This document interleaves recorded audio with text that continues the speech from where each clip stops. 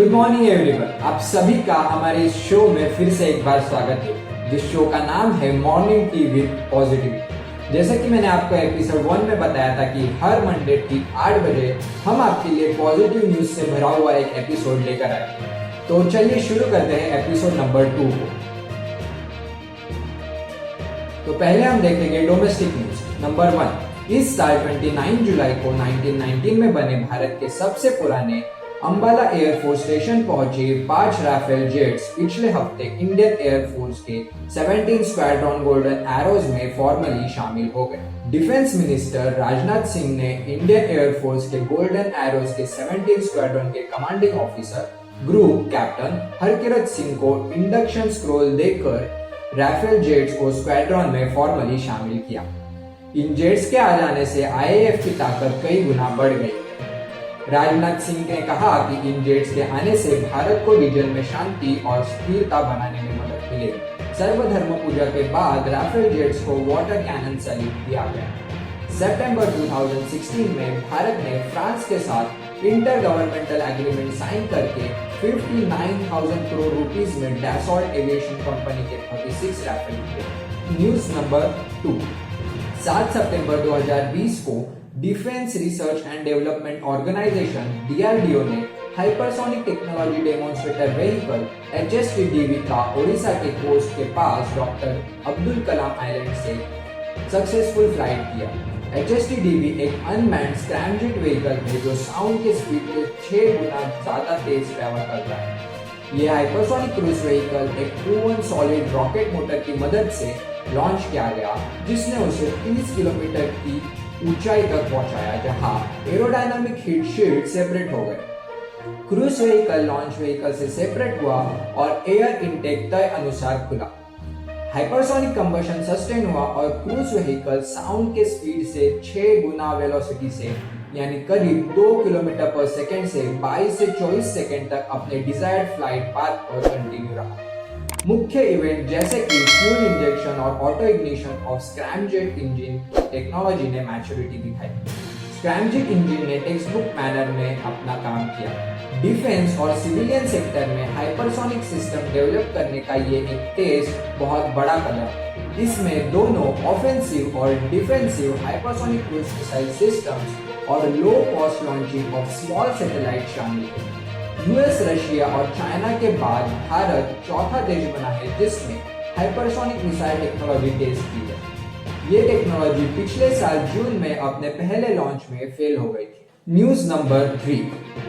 10 दिन पहले medicine hubs ढूंढते ढूंढते चाइना के अंदर पहुंचे अरुणाचल प्रदेश के 5 यूथ्स को चाइना के अथॉरिटीज ने इंडिया को 12 सितंबर को वापस से सौंप दिया। सभी युवकों को 14 डेज के लिए कोविड-19 प्रोटोकॉल के तहत क्वारंटाइन किया जाएगा, जिसके बाद वो घर जा सकते हैं। उनके गायब होने के बाद उनके परिवार और लोकल एमएलएस ने चाइना पर उन्हें अगवा करने का आरोप लगाया।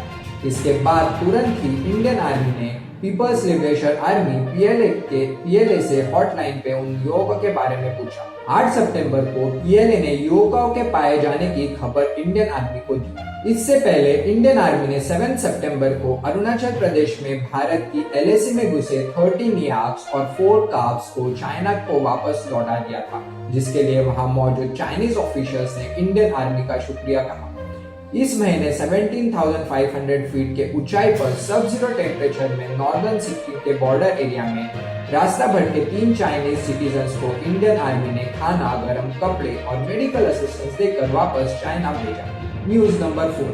हैदराबाद की भारत बायोटेक ने पिछले हफ्ते अनाउंस किया कि उसकी कोविड-19 वैक्सीन कैंडिडेट कोवैक्सीन ने रिसस मैकाक एनिमल पर टेस्ट करने के बाद हाईली इंफेक्शियस कोरोना वायरस के खिलाफ robust immune system response develop किया।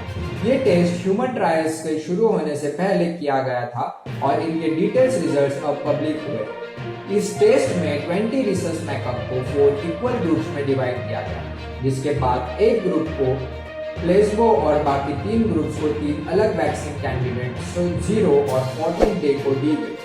सेकेंड डोज के 14 डेज बाद उन्हें वायरस से एक्सपोज किया गया। रिजल्ट्स में वैक्सीन के वजह से प्रोटेक्टिव एफिशिएंसी भी थी।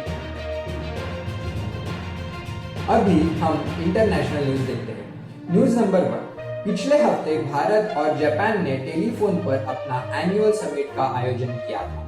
इस समिट में भारत और जापान के कुछ anticipated acquisition and cross servicing agreement ACSA sign किया, जिससे कि चाइना के एग्रेसिव पॉलिसीज के बीच भारत और जापान एक फ्री और open Indo Pacific region ensure कर सके।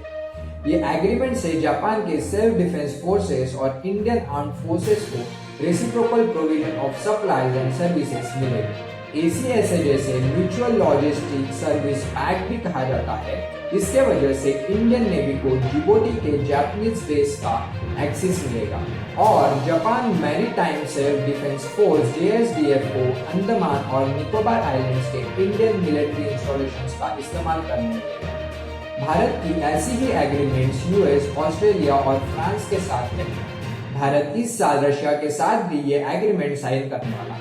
न्यूज नंबर 2, एस्ट्राजेनेका ने उसके कोविड-19 वैक्सीन का ब्रिटिश क्लिनिकल ट्रायल्स फिर से शुरू कर दिया।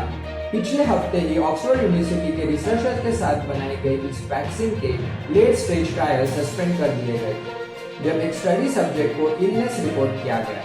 स्टडी करने के बाद सेफ्टी रिव्यूअर्स ने ब्रिटेन के medicinal health regulatory authority MHRA को रिकमेंडेड किया कि वैक्सीन सेफ है और ट्रायल्स रिज्यूम हो सकते हैं।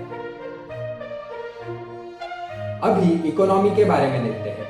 न्यूज नंबर 1, एक एम्पावर्ड ग्रुप ने आईफोन के 3 contract manufacturers Foxconn, Pegatron, Wistron और साथ में सैमसंग, कार्बन, लावा और डिक्सॉन के production link incentive scheme PLI के तहत $100 बिलियन वैल्यू के करीब मोबाइल फोन्स को भारत से एक्सपोर्ट करने का एप्लीकेशन क्लियर कर दिया। अब ये सारे एप्लीकेशन जल्द ही कैबिनेट के सामने रखे जाएंगे। इंडिया को स्मार्टफोन्स का मैन्युफैक्चरिंग हब बनाने के लिए बनाई गई PLI स्कीम को अप्रैल में नोटिफाई किया गया। सैमसंग जो अभी भारत से $2.5 बिलियन वैल्यू के फोन्स एक्सपोर्ट करता है, अगले 5 सालों में $50 बिलियन वैल्यू के हैंडसेट्स के प्रोडक्शन पर जोर दिया जा रहा है।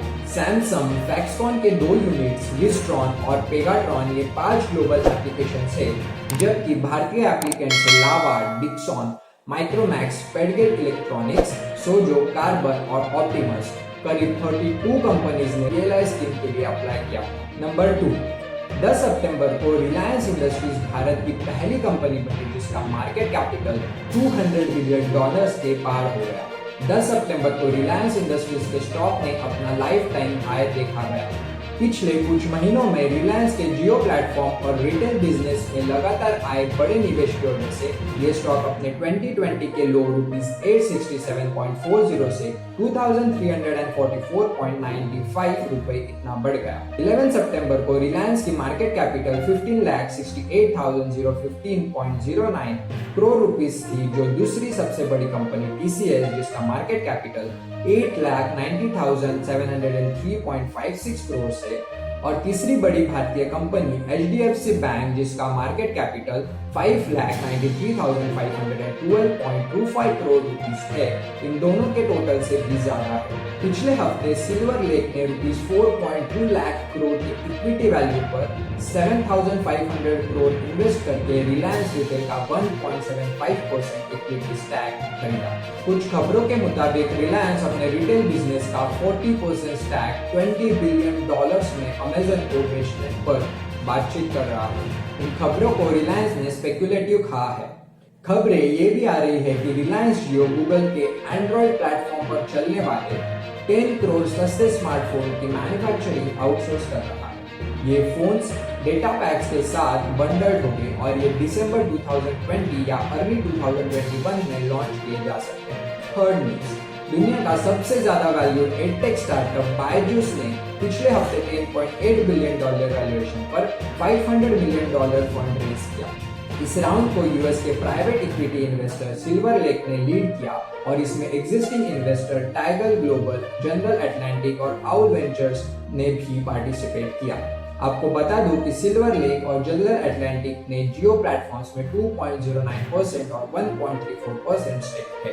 कंपनी कहती है कि फाइनेंशियल ईयर 20 में उसका रेवेन्यू डबल होकर अब 2,800 करोड़ रुपीस हो गया है। लॉकडाउन से कंपनी को जबरदस्त फायदा मिला है। पिछले महीने बायजूस ने दूसरी edtech company white hat junior को $300 मिलियन में खरीदा था। Thank you so much. इसी के साथ एपिसोड 2 खत्म होता है। अगर आपको हमारा ये वीडियो और ये इनिशिएटिव अच्छा लगा हो तो वीडियो को लाइक करो और जितना हो सके उतना शेयर करो। आपके इस पे क्या थॉट्स है वो आप हमें कमेंट सेक्शन पे बता सकते हैं, और अगर हमसे कोई अच्छी न्यूज छूट गई हो तो वो भी आप हमें कमेंट सेक्शन में बता सकते हैं। और इसी तरह आपको मॉर्निंग टीवी पॉजिटिविटी के एपिसोड्स एंजॉय करने हो तो चैनल को सब्सक्राइब कर दो और बेल आइकन प्रेस कर दो। Thank you so much. Have a nice day.